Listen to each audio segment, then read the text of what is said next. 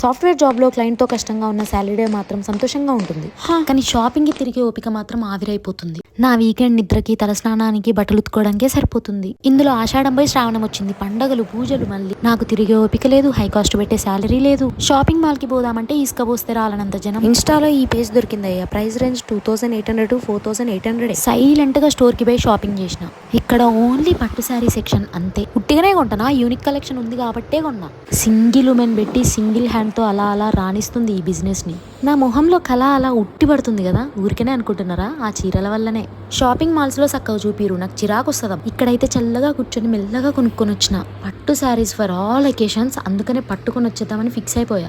వరలక్ష్మి వ్రతానికి ఆఫీస్కి వెళ్ళినప్పుడు ఇందులో ఒక శారీ వేసుకోవాలని ఫిక్స్ అయిపోయా. మనకిచ్చే జీతాలకి, మనం వేసుకున్న బడ్జెట్కి నేను కావాలనుకున్న కలెక్షన్ దొరికిందప్ప. సోకులు పడడం గోలీ సోడ కుట్టినంత ఈజీ కాదు.